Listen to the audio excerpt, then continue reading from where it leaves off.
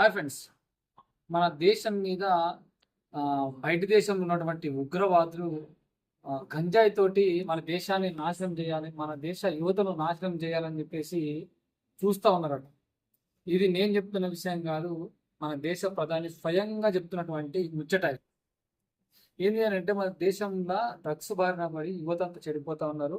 వాళ్ళని సన్మార్గంలో నడపాలని చెప్పేసి ఒక అవగాహన కార్యక్రమాన్ని చేపట్టాలని చెప్పేసి ఆయనే ఈ అవగాహన కార్యక్రమాలు దేశమంతా నిర్వహించాలని చెప్పేసి అది ప్రారంభించింది.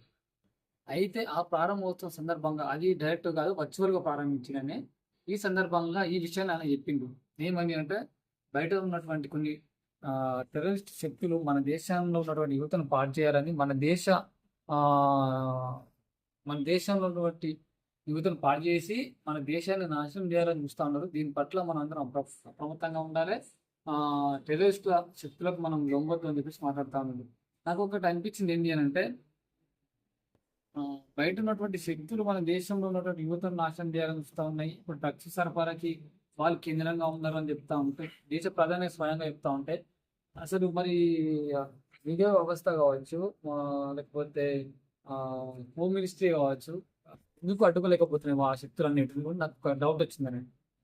దేశ ప్రధానమంత్రి ఇట్లా మాట్లాడుతూ మన దేశంలో ఉన్నటువంటి యువతను టార్గెట్గా వాళ్ళు డ్రగ్స్ సరఫరా చేస్తూ ఉంటే అడ్డుకోవాల్సినటువంటి కేంద్ర ప్రభుత్వం ప్రధాని మోడీతో చెప్పడం అనేది చాలా అంటే చాలా బాధాకరం. ఎందుకంటే విపులమైనట్టుగా లెక్క స్వయంగా ప్రధాని మోదీ అప్రమత్తంగా ఉండాలి విదేశీ శక్తుల పట్ల అంటే, సరే అప్రమత్తంగా ఉంటాం, మరి మీరు కూడా అప్రమత్తంగా ఉండి మానక అంటే మాలాంటి యువకులందరూ చెడిపోకుండా చూడాల్సినటువంటి బాధ్యత కూడా మీ మీద ఉంది.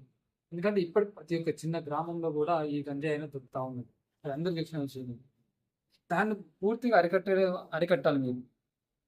కానీ దీని ఇంకా మన దేశం కాదు, బయట ఉన్నటువంటి దేశ శక్తులు ఉన్నాయని మీరు చెప్తా ఉన్నారు. మరి ఇది ఎక్కడ వరకు దారిస్తుంది ఇంకా అనేది మీరే చూడాలి సార్.